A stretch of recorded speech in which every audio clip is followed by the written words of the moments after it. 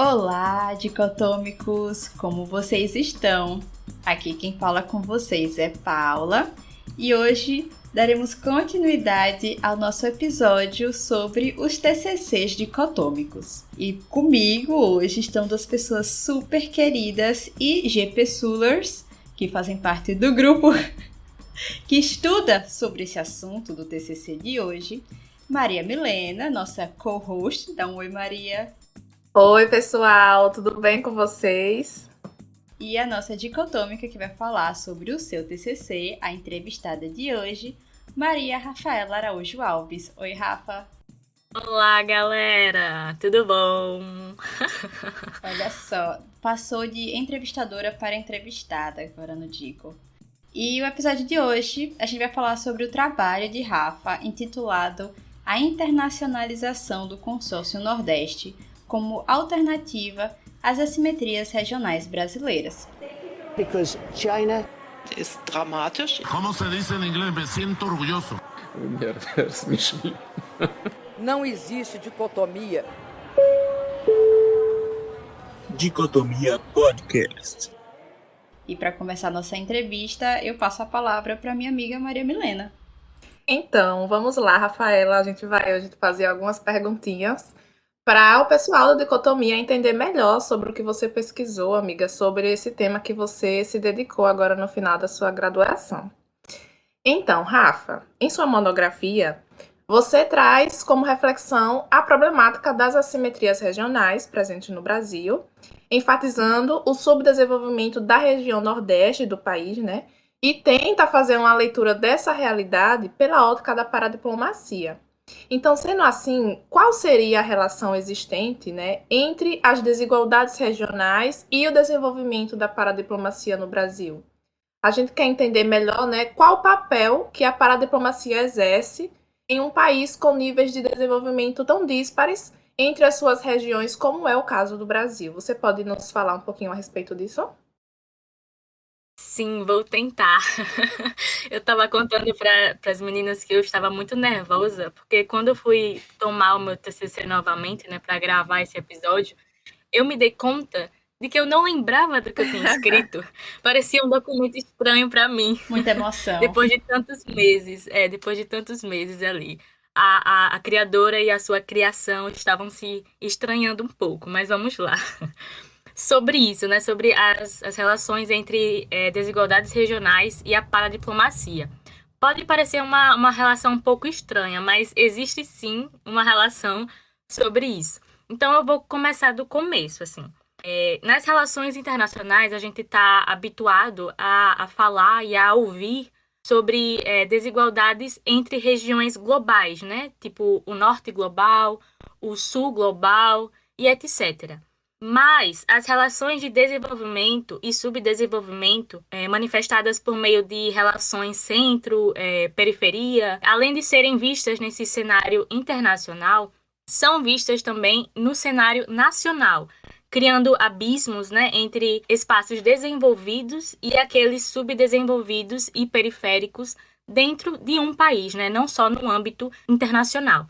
E aí, sobre isso, Celso Furtado, né, que foi uma das principais bases para o meu TCC, ele diz que existem relações hierárquicas entre países centrais e países periféricos, né, como eu disse, que são permeadas por relações de trocas desiguais, né, que dão ali lugar para um subdesenvolvimento, né, de alguns países, como é o caso do nosso próprio país, no âmbito internacional. Mas, além disso, né, esse pensamento também é transposto para o ambiente doméstico desses países periféricos. Então, nesse sentido, existe também um desenvolvimento e um subdesenvolvimento entre os espaços de um país, né, dentro de um dado país. Então, nesse sentido, o subdesenvolvimento da região Nordeste, né, no caso do nosso país, pode ser interpretado, segundo o próprio Celso Furtado, como uma função do desenvolvimento dos estados do Centro-Sul. Então, a concentração, né, de um certo dinamismo econômico, né, nessas regiões do Centro-Sul do nosso país reforçou, né, consequentemente, essa posição subdesenvolvida essa posição periférica da região Nordeste. Então, resumindo, falar de região, né, seja no âmbito nacional, seja no âmbito internacional, é falar sobre relações de poder. Então, dessa maneira, a gente pode perceber que a divisão de uma certa área, né, em regiões, nessa divisão não são levados em consideração somente fatores geográficos ou administrativos, mas especialmente fatores econômicos, sociais e até mesmo culturais conduzem essa tal divisão, né? Que na verdade é uma divisão de poder, como eu disse, né? Que favorece o desenvolvimento de certas áreas que vão concentrar, né, densidades técnicas decisórias, né, em detrimento de outras áreas que serão notadamente periféricas e subdesenvolvidas. E sobre isso, Celso Furtado também chama atenção para a gravidade dos desequilíbrios regionais que vinha produzindo uma industrialização concentrada em uma área limitada do nosso território nacional. Então, a gente falar que não pode ter desigualdades, né, em um país como o nosso, que tem proporções continentais, né, que é um grande país, é meio que mentira, porque é quase que inevitável que existam disparidades entre regiões de um território tão vasto, né?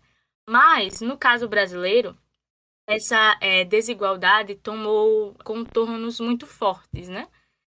Tão fortes que Milton Santos, né, um outro autor, né, geógrafo brasileiro muito famoso, ele fala da existência de diferentes Brasis dentro de um mesmo Brasil. Então, ele fala que existe uma região concentrada, que seria o sul e o sudeste do nosso país. Região concentrada porque ali iriam estar concentradas todo o aparato do desenvolvimento mesmo, né, econômico, cultural, social.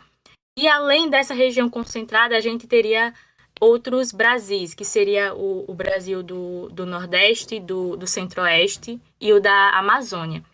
Então, como eu disse, nessa região concentrada, os meios técnicos, científicos e informacionais se implantaram, né, no decorrer da história do nosso país, gerando assim uma densidade de população, né, e, consequentemente, econômica que contrastaria com as outras regiões. E quando eu falo que essa é uma realidade estrutural, é porque realmente remonta às origens do nosso país, rapidinho e de forma bem sucinta. É interessante notar que o nosso país, desde a sua colonização, oscila entre a centralização e a regionalização. Como assim? Então, a gente sabe que nos primeiros anos, né, depois que fomos invadidos pelos colonizadores, o território foi dividido em capitanias hereditárias, né, para uma melhor administração e consequente controle. Porém, depois, numa tentativa de unificar esse vasto território, se formou um governo geral que mais tarde se dividiu em dois. O Brasil do Norte, com sede em Salvador, e o do Sul, com sede no Rio de Janeiro. Isso no século XVI. No século seguinte, depois de uma nova unificação, o governo se dividiu novamente em dois estados, o do Brasil e o do Maranhão. Essa divisão ela durou até que, depois da independência do nosso país, o sentimento do povo que morava aqui era mais forte no sentido de suas províncias do que no sentido nacional, né? Sendo que alguém se via antes como paulista e como pernambucano do que como brasileiro realmente. E não por acaso, as principais revoltas, né, do Brasil colônia e imperial foram regionais, com um certo teor separatista, né? Então, esse breve histórico, ele evidencia a especificidade do caso brasileiro, né, no que tange a essa importância política da região no nosso território. Uma marca que não é tão perceptível em outros países, né? Essa, inclusive, foi a minha maior dificuldade de pesquisa, né? Porque os outros países não veem região com um peso político e cultural tão forte como nós vemos, né? Então, na minha pesquisa foi muito difícil, né? Porque lá fora eles entendem região como uma outra coisa e uma outra coisa não tão importante como nós vemos. Então, isso é muito interessante. Sim, eu bati muito a minha cabeça, né, nesse sentido. Mas foi muito interessante, até porque deu um novo peso para a minha pesquisa, né? Então, quando a gente fala de Nordeste, né? Na região Nordeste, né? Realmente é um peso político, um peso cultural, que a gente não vê numa região Nordeste, né? Em outro país, né? Que tem sentido somente geográfico, né? Aqui não, transpõe essa geografia, na verdade.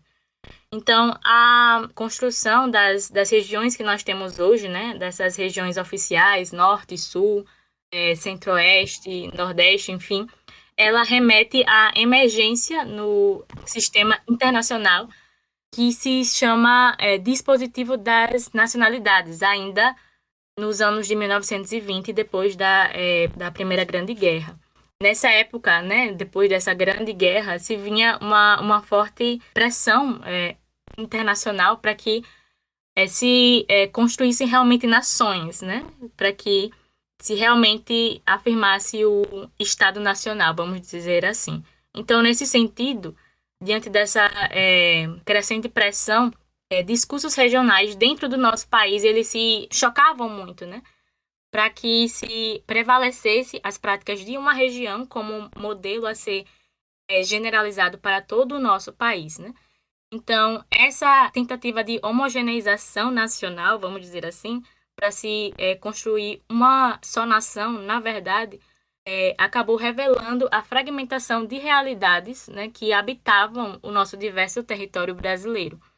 Então, nesse contexto, Nordeste passou a ser considerado um espaço distante do centro, que era irradiador de poder e de decisão, seja no campo político, seja no campo econômico, né? Então, esse distanciamento supõe, na verdade, uma dependência, né? Que era considerado, inclusive, fruto da raça e do meio, enfatizando, assim, uma dicotomia naturalizada do norte, que era mestiço, que era negro, que era inerte e que era subserviente, versus o sul branco, empreendedor e dominador.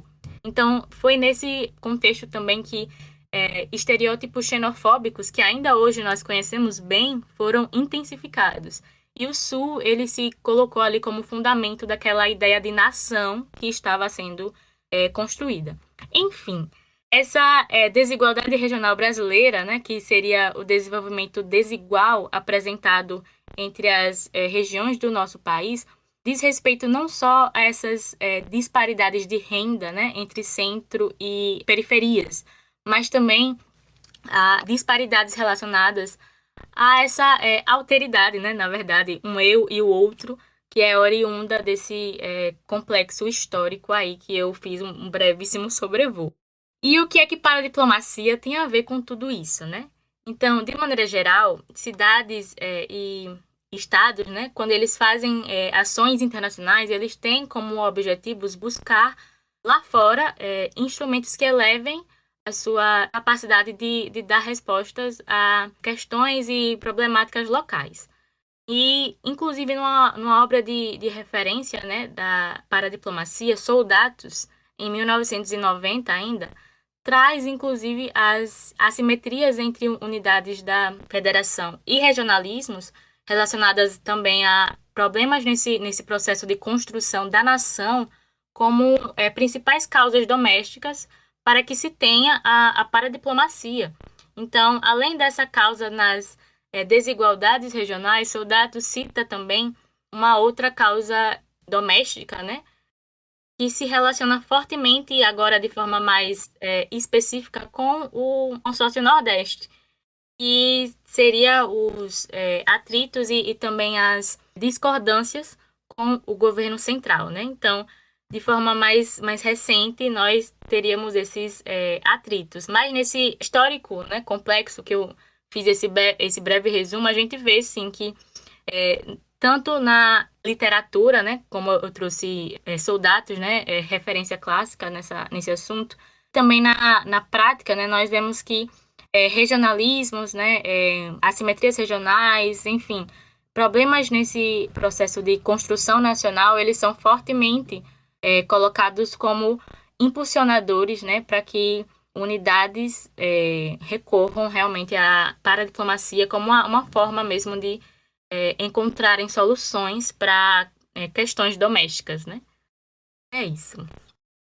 E, amiga, enquanto você estava falando, eu estava lembrando de algumas coisas assim que eu vi na internet sobre essa questão tipo, de assimetrias de região, do sul e do nordeste. Eu não vou falar quem postou, até para não dar engajamento para essa pessoa. Mas esses dias, esses meses, teve um moço no Twitter que ele fez uma postagem que era uma foto de Balneário Camboriú. Obviamente aqui, nada contra quem é de Balneário Camboriú. Se você nos ouve, muito obrigada, galera da cidade. Vocês são demais. Mas assim, a postagem dele era uma foto de Balneário Camboriú e era assim, chegando no Brasil que deu certo. Aí eu achei tão forte, sabe? Tipo, Brasil que deu certo, uma foto de Balneário Camboriú. Os comentários na postagem eram muito chocantes, principalmente para um nordestino, sabe? Então, aqui sim é ótimo, o Nordeste. Assim, coisas bem depreciativas para regiões falando do Brasil, mas sempre com um comentário ou outro voltado para o Nordeste, né? Dias depois, esse mesmo cara viu que deu bastante engajamento, o post dele, ele continuou batendo nessa tecla, né? De que o Sul como o melhor Brasil, o Brasil do desenvolvimento, que sustenta o Nordeste. Então a gente ouve muito falar disso, né? Que o pessoal paga para os nordestinos que não têm dinheiro, que precisam de auxílio, essas coisas. E aí ele falando assim, vamos pensar no Brasil que se separou e fica só o Sudeste e o Mato Grosso. Tipo, o Brasil que para ele teria dado certo, né? O Brasil do desenvolvimento. E de como seria para eles um fardo sustentar o Nordeste pobre, sabe? Que, na verdade, eles trabalham para ter que sustentar a região, assim. E, nossa, quando você lê isso assim, a gente fala, né, que as pessoas comentam, mas quando a gente lê pessoas comentando e, de fato, acreditando nisso, é muito chocante. Sim, inclusive nas últimas eleições, né? A gente viu isso muito fortemente, né? Principalmente em relação a espectros políticos conflitantes, né? Vamos dizer assim, né?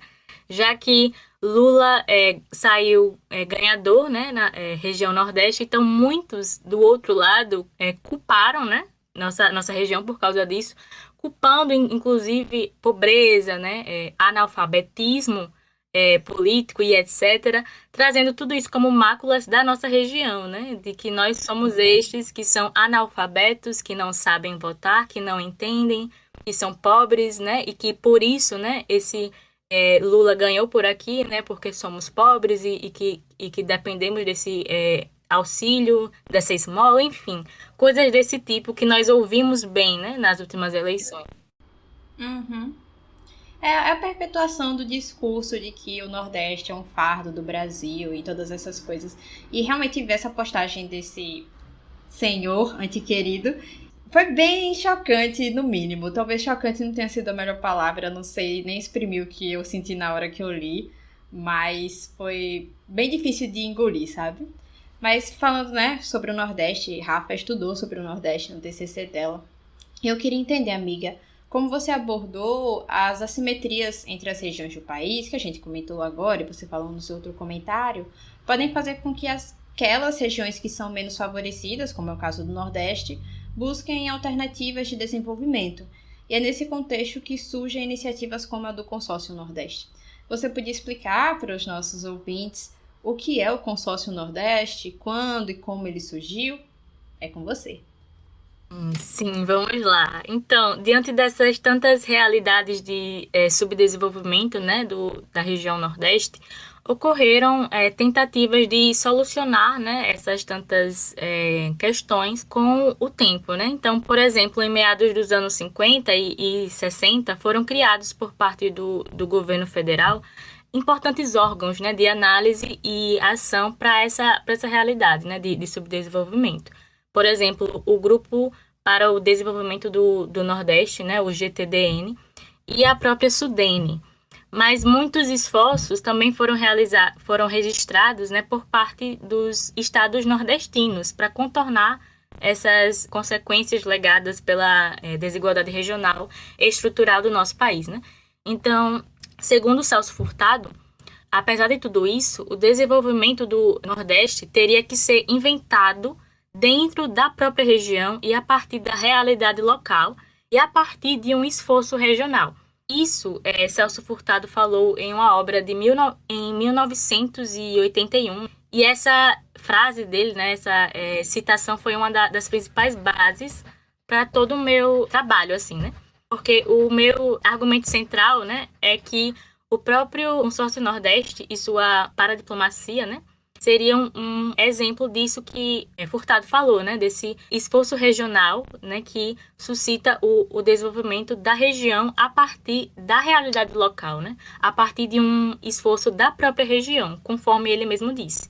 Então, desde 2005, governadores nordestinos eles se reúnem anualmente no chamado Fórum dos Governadores Nordestinos para discutir ações de desenvolvimento para cada estado, né, e para a região como um todo. E aí, em 2019, né, surge o Consórcio Interestadual de Desenvolvimento Sustentável do Nordeste, resumindo o Consórcio Nordeste. É muito interessante porque nos documentos oficiais a gente vê, né, que esse consórcio, né, ele surge realmente como esse esforço conjunto, né, para que esses estados conjuntamente possam alcançar esse desenvolvimento integrado da região, mas também, por outro lado, é interessante a gente notar em que momento histórico, né, ou melhor, em que momento político surge o Consórcio Nordeste. 2019 não é um ano qualquer, né, também foi o ano em que nós estávamos convivendo com o governo Bolsonaro. Então, muitos disseram que o Consórcio Nordeste, na verdade, soou como um pacto político territorial dos estados da região Nordeste diante do governo Bolsonaro, né? Porque, de forma nada, como posso dizer, não por coincidência, né? Todos esses governadores faziam parte de espectros políticos contrastantes com aquele do governo Bolsonaro, né? Então, eles realmente faziam uma certa frente política às ações do governo Bolsonaro. Eu lembro, inclusive, que o primeiro presidente do Consórcio Nordeste, se eu não me engano, foi Rui Costa. Ele disse, né, ainda nesses primeiros momentos do consórcio, né, que Bolsonaro estava estragando a política externa do nosso país, né? Então, era preciso que alguém fizesse alguma coisa. Então, a gente entende que esse consórcio surgiu como essa alguma coisa que precisava ser feita, né? Também no nível internacional, né? Para resguardar a nossa imagem, enfim, o nosso papel nas relações internacionais, enfim. É certo que esse consórcio Nordeste ele não lida somente com paradiplomacia, mas a gente vê, né, não só nos seus documentos oficiais, né, e tudo mais, que esse era e é ainda, né, um importante braço, né, de ação do consórcio, né, principalmente entre os anos de 2019 e 2021, onde a gente vinha uma maior ação, né, desse consórcio. Acho que é um brevíssimo resumo do que é e de como surgiu esse consórcio Nordeste aí, para quem nunca ouviu falar. Isso que Rafa falou do Rui Costa, eu lembrei de um fato que aconteceu, né, na época da pandemia, quando a Argentina tinha se voluntariado a ajudar o Brasil, e o governo Bolsonaro disse que não ia aceitar, e ficou, tipo, um super clima, né, porque a gente tava passando por um momento terrível, assim, de crise sanitária, política, social, econômica. E falaram, não precisa não, tá ótimo. E aí o Rui Costa deu uma resposta dizendo que a Bahia ia aceitar ajuda de qualquer país, sem passar pelo governo Bolsonaro. O que, assim, em termos de formação do Brasil, né, pacto federativo e todas essas coisas, foi super chocante na época ele ter falado isso. E mostrava bem, assim, a forma como os governos do Nordeste, nesse caso exemplificado pelo governador da Bahia, o Rui Costa, versus o governo Bolsonaro, se conectavam de formas diferentes ao internacional, né? Então, acho que esse foi um ponto de bastante atenção na época. Isso que você falou, Paula, agora, né? Me lembrou aquele caso envolvendo o governo do Maranhão na época da pandemia, que eu acho que todo mundo lembra, né? Que o governador fez a compra de respiradores e de máscaras diretamente da China, né? Não passando pelo governo federal, né? E gerou todo aquele impasse junto à Receita Federal. Então, assim, isso nos mostra claramente mais um movimento de atrito, né? Com o governo federal e os governadores do Nordeste. Mas, dado, né, esses comentários, Rafa, a gente tem outra pergunta para você. Pode A mandar. gente entendeu, a gente entendeu que, dada essa realidade de desigualdades, né, como você vem nos explicando desde o começo do episódio, as cidades, e nesse caso específico, os estados, eles encontram no cenário internacional uma forma de ter os seus objetivos atendidos, uma forma de conseguir meios para se desenvolver, já que muitas vezes o governo central, o governo federal, ele não consegue assegurar isso. E foi exatamente isso que você vinha nos falando.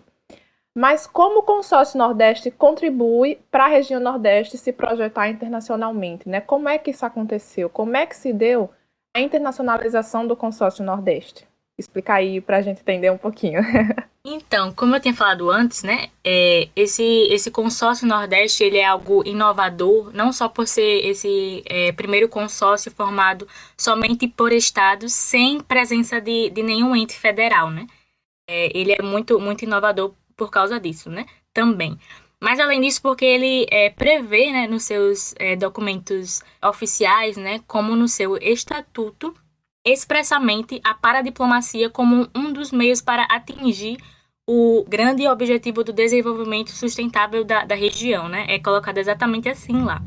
Então, também em seu segundo capítulo, né, dos estatutos, a gente vê que o documento prevê a elaboração de planos, projetos e programas para obtenção de recursos estaduais, federais e internacionais.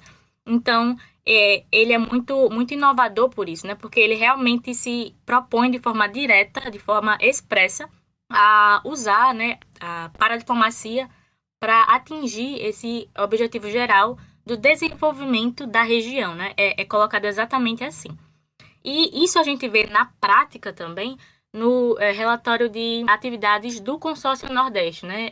Divulgado por eles, um documento oficial que resume as suas ações entre os anos de 2019 e 2021. Eu não vou aqui colocar cada uma dessas ações internacionais, que são muitas. Então, eu vou colocar esse relatório, né, como uma das indicações, né, para que você mesmo possa ir lá e ler, né, com calma, né, de forma mais detida, né, cada uma dessas ações. Mas, em resumo, além de realmente firmar parcerias com países, né, e também organismos internacionais, chama muito a nossa atenção as várias viagens internacionais feitas, né, pelos governadores, né, entre esses anos aí, para realmente buscar investimentos, né, estrangeiros, né, firmar parcerias lá fora para a região. Então, nesse sentido, a gente pode caracterizar, né, essa paradiplomacia como uma paradiplomacia de resistência mesmo, né, como a gente falou até aqui, que muitas vezes fez uma frente ao governo Bolsonaro, né, as várias ações do governo Bolsonaro, principalmente na pandemia, né, então tem muitas ações para mitigar as consequências devastadoras, né, da pandemia, né, em questão de vacina, mas também em outros programas que constam nesse relatório, inclusive. Mas também é uma paradiplomacia periférica, né, porque como a gente falou até aqui, né, desde o início, a gente tá falando de centro, periferia, né, de como isso é algo posto na história do nosso país, né, de forma tão concreta até hoje, né, essas desigualdades regionais. Então, essa paradiplomacia feita pelo Consórcio Nordeste é também periférica, porque ela leva em conta, né, essas desigualdades regionais, né, essa posição periférica na qual está a nossa região, né, que foi legada a ela, e da qual ela não quer ser refém, né, essa posição periférica que ela quer contornar. Então, essa paradiplomacia é um desses principais meios, né, para que a nossa região contorne, né, e supere essa posição periférica que foi colocada para ela desde o início do nosso país, né? E outra coisa que eu queria falar aqui é que eu acho muito interessante, não sei se as minhas amigas vão ter essa mesma impressão que eu tenho, mas eu acho que a paradiplomacia ela começou a ser muito mais publicizada, né, após a existência desse consórcio Nordeste, né? De 2019 para cá, a gente tem muito mais conhecimento de ações, né, paradiplomáticas da nossa região.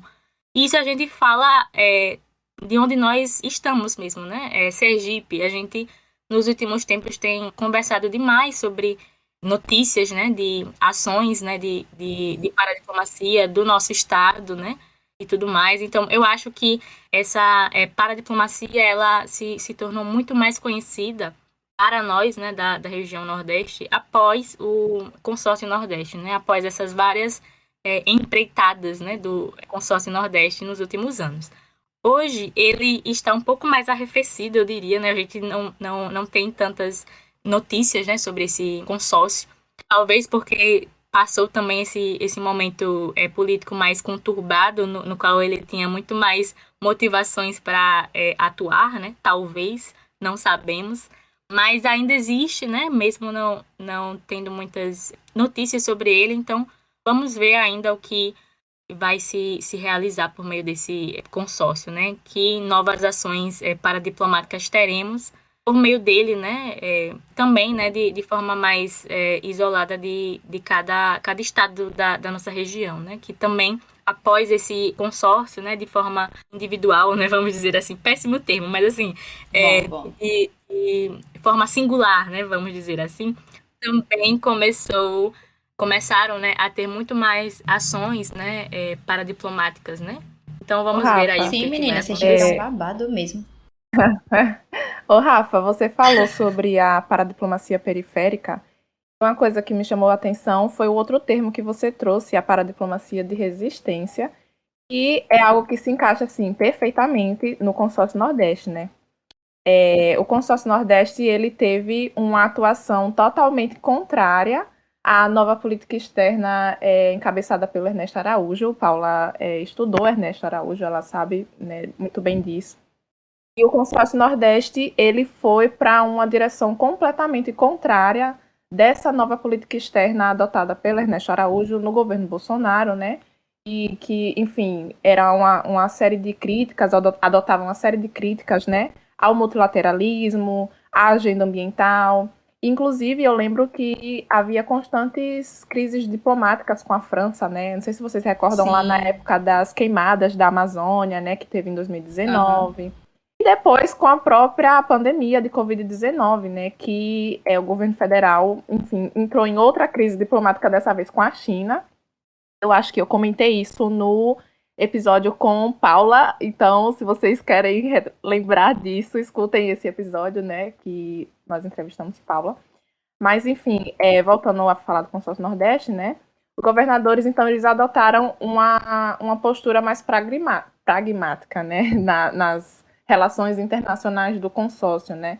Então, nas crises envolvendo Brasil e França, eu lembro que o consórcio Nordeste ele enviou uma comitiva, né, à França para atrair investimentos para a região. Então, aquilo que Rafaela falou, né, de que o consórcio tem essa ideia mesmo de buscar alternativas de desenvolvimento, é muito verdade, é um objetivo que é levado a sério, né? Na própria crise da pandemia, enfim, que aqueles conflitos com a China, né, o Ernesto Araújo, enfim, todo aquele debate, né, os governadores adotaram de novo uma postura contrária ao que o governo federal estava adotando, né, adotaram uma política mais conciliatória, né. Então, o consórcio enviou um ofício ao embaixador da China no Brasil, né, solicitando apoio do país no combate à pandemia. Então, essa paradiplomacia de resistência, né, ela é muito verdade, assim, né, ela foi muito clara na condução das relações internacionais pelo consórcio Nordeste. Enfim, Sim, sim. E antes da gente continuar rapidinho, eu só queria dar os devidos créditos às aquelas que são as criadoras desses termos, né? Paradiplomacia de resistência é um termo que vem de Marinana Andrade Barros, né? E paradiplomacia periférica vem da Leandra Batista.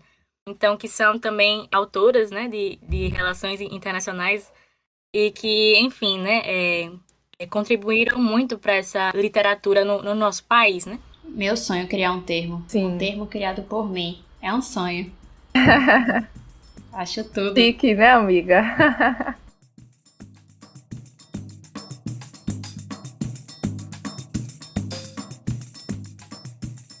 Mas então, a gente já tá chegando ao final do episódio de Cotomers e a gente não podia deixar de fazer aquela pergunta mais pessoal, assim, sobre o momento do TCC. Rafa disse que hoje, né, deu aquela encontrada com a sua criança, a sua criatura. A criadora e a criatura se olham mais uma vez. Eu queria perguntar, amiga, como é que foi, assim, o processo de escrever o TCC, os desafios. Eu achei super interessante as frases que você escolheu para colocar naquele início do TCC. Como eu comentei assim com vocês, eu sempre acho muito legal entender porque a pessoa colocou. No meu não tem nenhuma, porque eu sou uma pessoa muito indecisa, eu não consegui escolher. Mas por que você escolheu essas frases? Como foi o processo? Diga aí pra gente. Menina, vamos aqui retomar a frase, né? Que eu não sei de cor, mas para o povo que está ouvindo entender. Então, eu usei duas citações, né, para encabeçar ali o meu TCC, que são duas citações que falam sobre ele, né? A primeira é de Celso Furtado.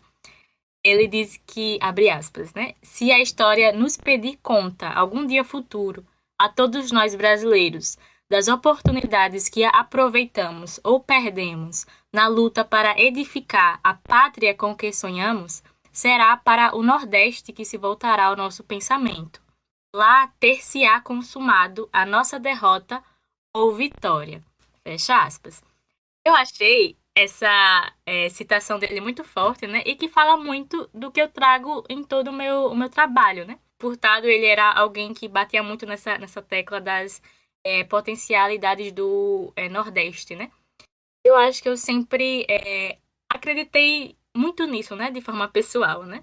Eu sempre fui alguém muito, muito ligada às minhas raízes, né?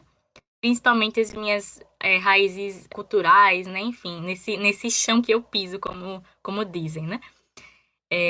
Então, para mim, quando eu li isso, né? Quando eu estava pesquisando nos vários livros de Furtado, né? Para colocar no meu trabalho, eu achei muito forte porque é exatamente isso, né? A gente vira e volta e acaba no Nordeste brasileiro. Que querendo ou não, foi onde a nossa história começou, né? Foi aqui que os colonizadores chegaram, né? Foi aqui que fomos primeiramente invadidos e, como ele diz, né? Aqui também, quem sabe, nós acabaremos, vamos dizer assim, né? Aqui nós começamos e quem sabe nós aqui também vamos acabar.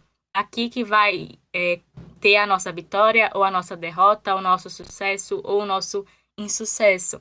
Eu achei isso muito forte, muito simbólico, na verdade, né?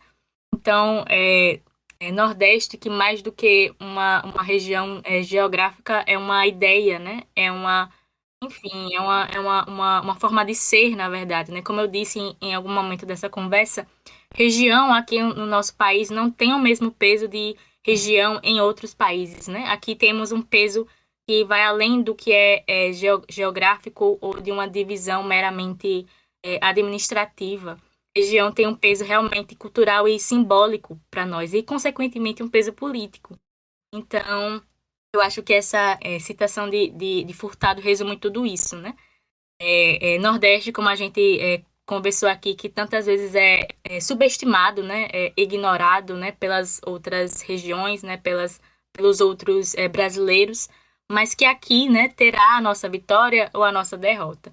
E aí, aqui também eu lembro de forma mais específica das últimas eleições, né? Nordeste, que vamos dizer que decidiu o resultado, né? das eleições.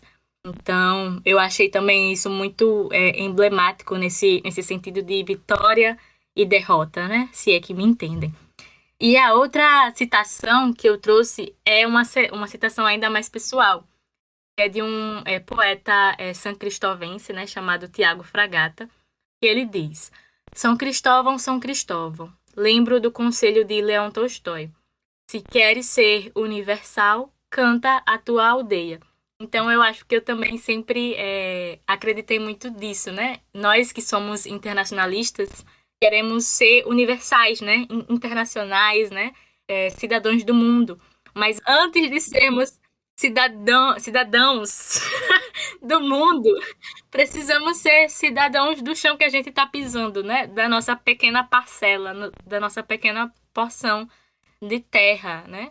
Como diz um outro autor, né, Leonardo Boff, se eu não me engano, nós pensamos de acordo com o chão que a gente pisa. Então eu creio muito nisso também, né? Antes de ser universal, antes de ser internacionalista, eu quero primeiro valorizar o chão que eu piso, né? Essa pequena parcela do mundo onde eu estou, né? Onde eu nasci e, enfim, eu acho que é isso. De forma muito simbólica, muito emocionante. Eu sou muito emocionada, galera. Botou pra chegar. Muito bem, Maria Rafaela. Eu acho que é isso.